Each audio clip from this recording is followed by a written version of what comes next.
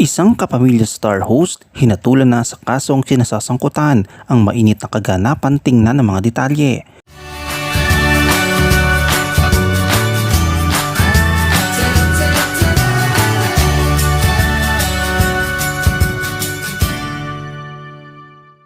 Ang presidente at pamunuan ng Flex Fuel ay naharap sa kasong syndicated estafa ayon sa National Bureau of Investigation. Sa ulat ng TV Patrol noong August 9, lumabas mula sa investigasyon ng NBI na walang kinalaman si Luis Manzano, isang aktor at TV host, sa isyu ng pera na kinasasangkutan ng Flex Fuel Petroleum Corporation.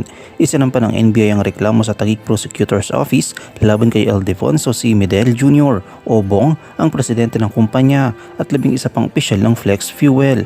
Ayon sa investigasyon, hiningan ng perang investments ang mga biktima na pangako na maging kasosyo sila sa kumpanya, ngunit hindi ito nangyari.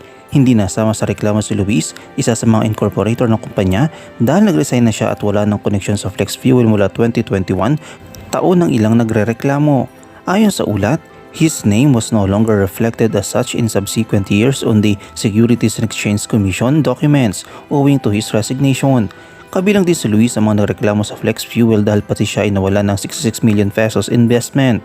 Sabi pa niya, as to the complaint filed by Manzano against Medel Jr. involving the former's investment with Flex Fuel, the same is still pending investigations.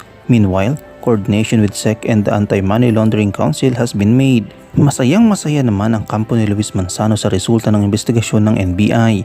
Pahayag ng kanyang spokesperson na si Atty. Regidor Caringal ay sinabi, "We thank the NBI or National Bureau of Investigation for working to obtain justice for investors like our client, Luis Philip Laques Manzano, who's appealed to law enforcement authorities to investigate the operations of Flex Fuels Petroleum Corporation. He shares his co-investors' hope for a quick resolution to this matter, and he remains committed to helping efforts to recover the funds that they invested in the company."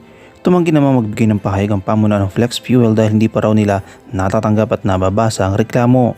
Matatandaan na January this year ay humingi ng tulong si Luis Manzano sa NBI para imbestigahan ng Flex Fuel Petroleum Corporation.